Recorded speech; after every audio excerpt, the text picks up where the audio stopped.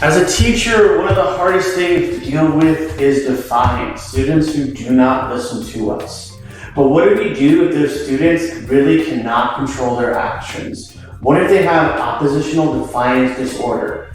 I'm here to show you what oppositional defiant disorder is and ways we can help these students. Welcome to an episode of Coffee and Tantrums.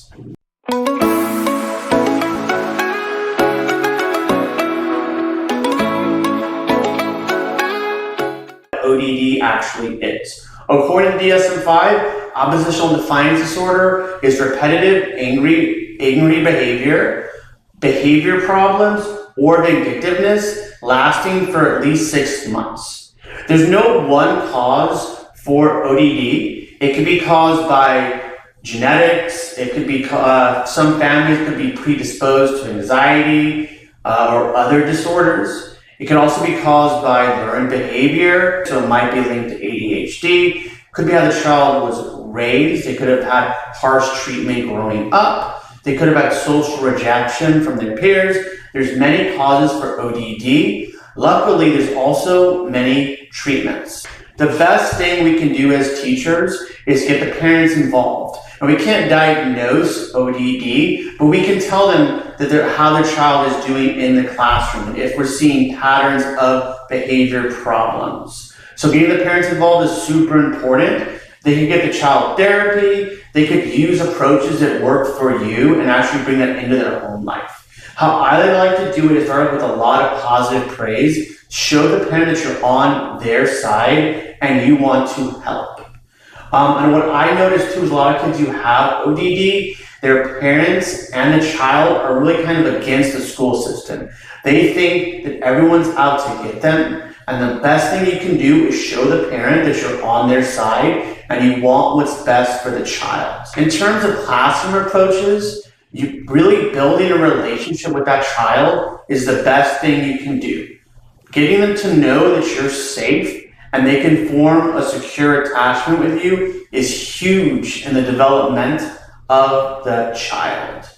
For me, giving them food is always really powerful. Just letting them know that you care, that you're there for them. Giving them that extra time to talk and vent to you really is useful. What I like to do as well is be overly fair with them, because they're so thinking that everyone's out to get them. You have to be so justice driven and so on their side that it is irrational for them to think that you are against them. So an example might be, I like to apologize a lot when I make mistakes. So let's say I called out the ODD child for not raising his hand. He just shouted out. And the ODD child responds back, well, you didn't tell Sally to be quiet. You didn't tell Sally to raise her hand. In that case, I would apologize. I would realize he has a valid argument.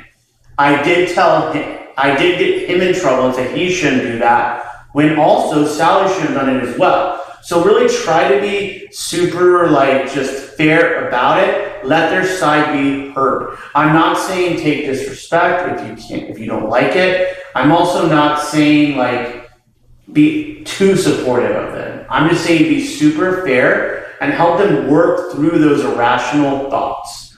A piece of advice that I haven't really seen yet that has really helped me, and that's just overall take care of yourself.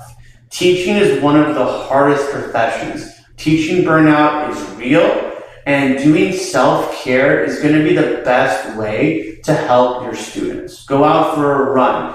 Eat some healthy food. Get a massage. Take time for yourself. And just remember, you're not being selfish by doing these things. You're actually helping your students so that when they need you, when they are trying to push your buttons, you can remain calm and you can help these students be successful. A powerful tool at your disposal is positive reinforcement. Positive reinforcement is huge. These kids don't really get positive praise. They don't get told, hey, you're doing this right, you're doing a good job. A lot of teachers push back and they say, well, I'm just telling them great job for raising their hand.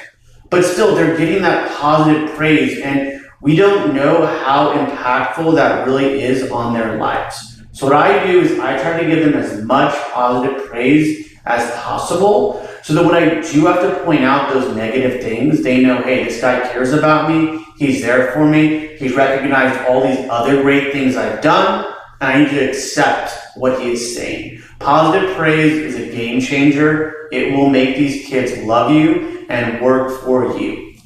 Go ahead and end it here with a joke, because ODD kids are tough to deal with, and we all need some jokes in our life. So why does the ODD kid not want to play chess? Because they hate being put in check. Seriously though, the ODD kids are extremely challenging to deal with. They've had learned behavior and negative views of teachers and the school system their whole life. It's not going to happen overnight, but if you follow the steps provided, it will show progress. You can create a secure attachment with these students, which will change their lives forever. Thank you very much for listening and watching this episode. Feel free to like and subscribe. Thank you.